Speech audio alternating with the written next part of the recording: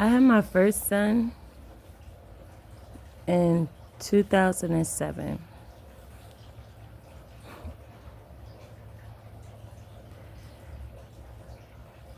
In in between that time of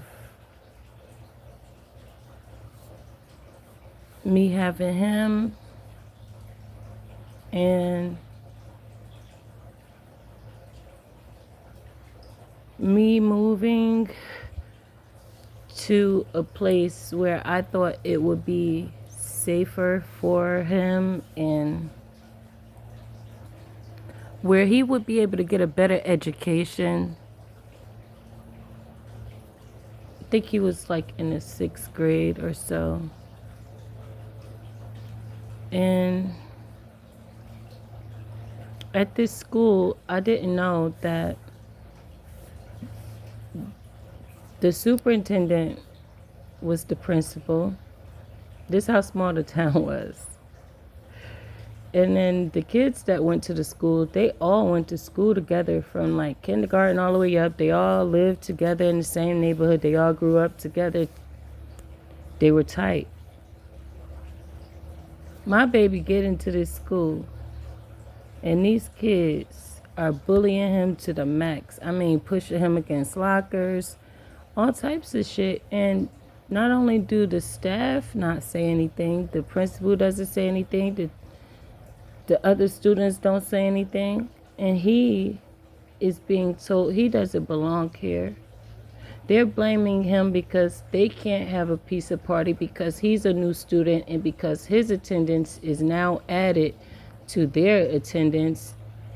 And him being a new student, he came the first day that he came, they saw him, and then he didn't come on the pizza day or some day where they're supposed to be scored, and they didn't get the pizza party. They blamed him for some fucking reason.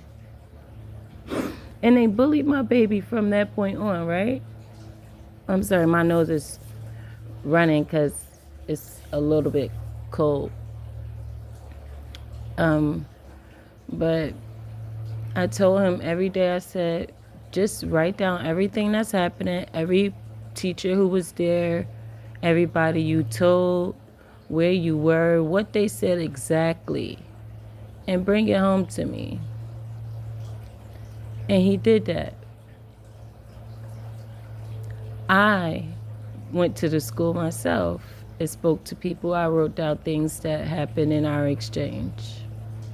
And then I took it further to the Board of Education. And then I took it to, I think it's OJ something.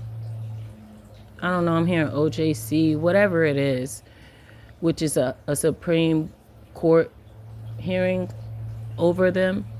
And I ended up finding out that the attorney that I paid for was a pussy bitch, because when he saw her, he knew who she was as an attorney. I know, as a a superintendent and a principal. And she has a brother who's an attorney. This is the conversation they had while I was sitting in the fucking seats in the courtroom. The judge wasn't there, but he was kissing her ass to the max. Like, oh, I know who you are. I tried to friend your brother. He's an attorney. Yeah, I belong to the such and such and the such and such. And they worked together. They went in the back and started talking with the judge and worked together. And guess who got no justice? My son. And guess what that superintendent principal did to my son? She held him back in the 6th grade. She made him stay back. So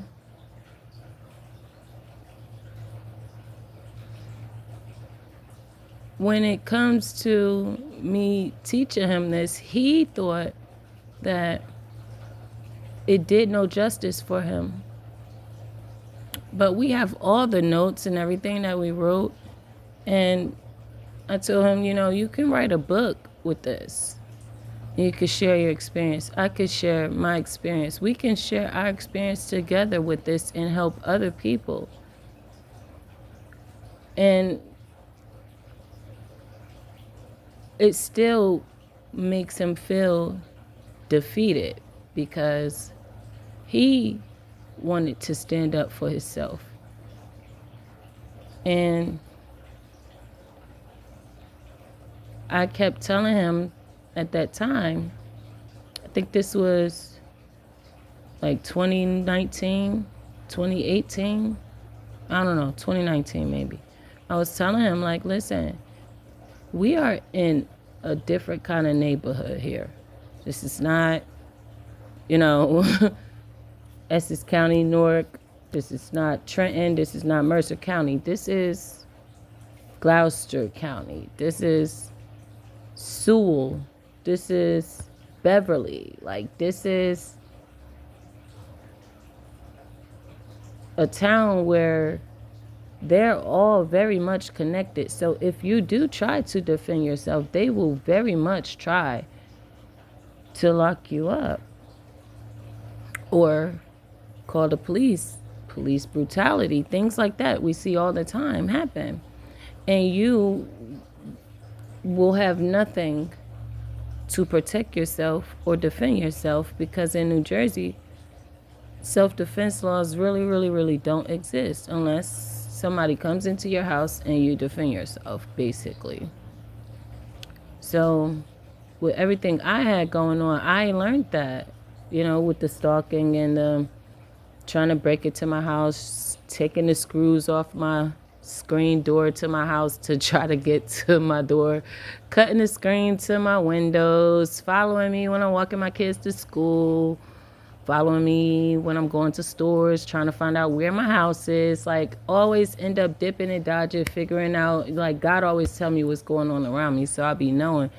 But I figured out that I needed to teach him that, and I am glad that I taught him that. And I'm bringing this up because I really need people in the black community, as far as our black sons, our black boys, our black men, even women, all of us, we need to understand that the game is rigged. So, I'm getting another fucking message from my job in the past. A past job, they told me, if it's not documented, it don't exist.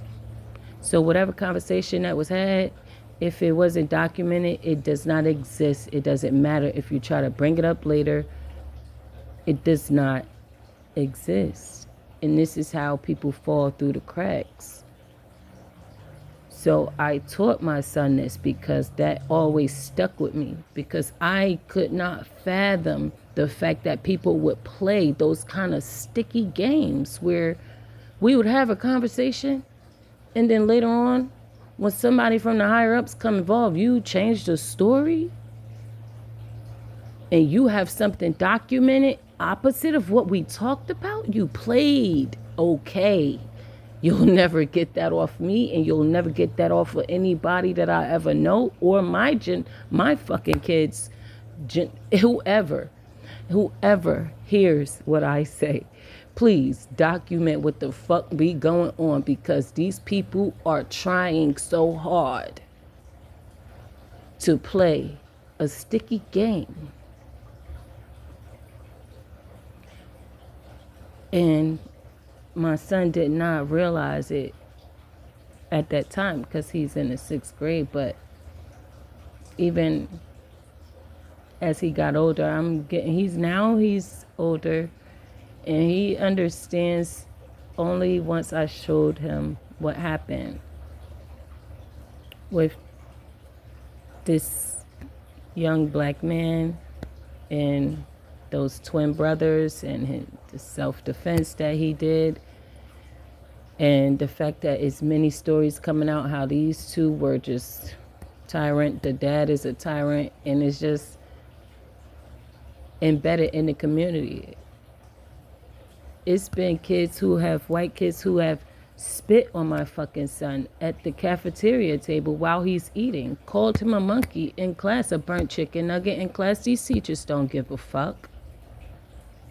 They don't care. They let it go on.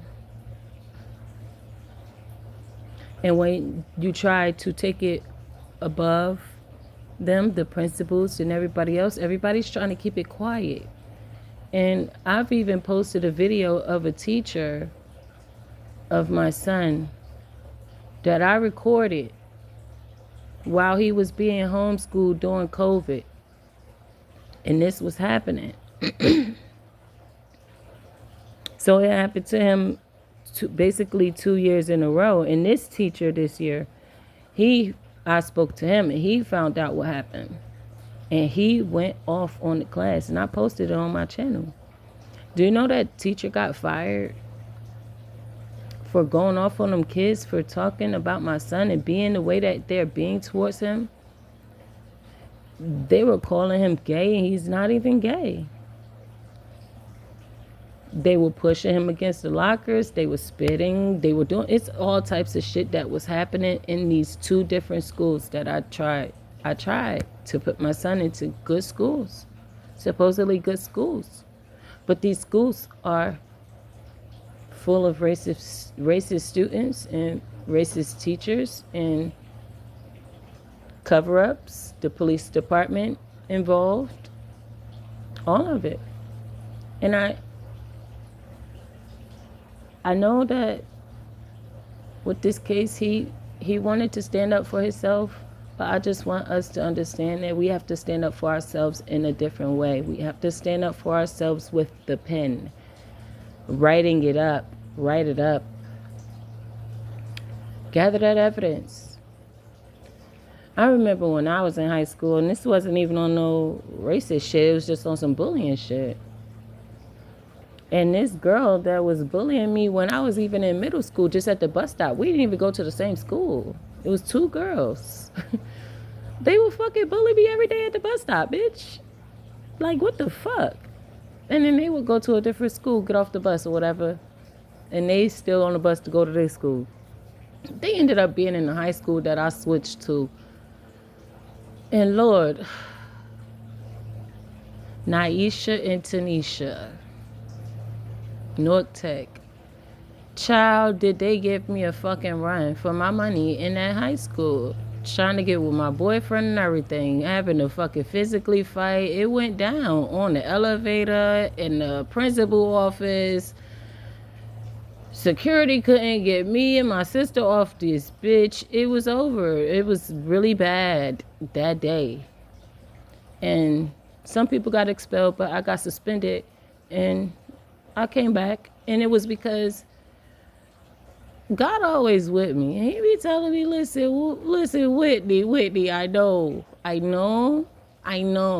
Because your patience is your patience. And your patience has been ironed out. Ironed out. So now it's time for you to go to the principal, baby. And tell the principal what's going on. His name is Mr. Kafele. Mr. Kafele. So I told Mr. Kafele, I said, listen, this is what's going on. I didn't even tell him the fact that these bitches been doing this shit since the bus stop in middle school. I just was like, look, this is what's going on. Like, listen, my patience is getting thin, my nigga. Like, and we would laugh about it. He'd be telling me, like, yeah, listen, you got it, you good. Like, go ahead, I know what you're saying. I'll keep an eye on everything. Cool. I kept going. Every time something happened, I'll keep it to myself. But when it gets too much, I'll go to the principal. Kafele, listen, man. Today is not really my day. I'm trying. And then I go back. And then it got to the fucking Valentine's Day party and it went the fuck down. Okay? And anybody who was in my high school, they know what went down that day. And so what I'm saying is, you have to document this shit. I was able to stay at school because I documented this shit verbally to somebody who was trustworthy. I didn't even have to write it down and all that. Like, my memory bank is good. I laid the shit down for him. Like, listen, all right? So, yeah. To make light of all the conflict that we have in the world, we know how it goes down in the black community with bullying, and then we try to navigate that. And when we grow up, we try to bring our children to nicer places, better education, better opportunities, and we realize that home is home. But education is very important. And experience is also education, so it taught my son a lot. And when he saw that this boy did defend himself and this is where he ended up at, he did not want to be there. He did not like that this happened to him because of this. And he understands why. After all of this time, I've been trying to tell him that he shouldn't feel like he didn't stand up for himself enough, because he did. And his justice is still going to come, and I always tell him that. He will see that day. And this story will benefit him, and it will benefit others. It will benefit me as far as when I have other children. And my youngest son, he might, have to experience that. So far, he has not, which is amazing. But we'll see. Every child has a different destiny and a different path, different experiences, and we just have to navigate that as we go as a parent. And I just hope that this message helps somebody in some kind of way.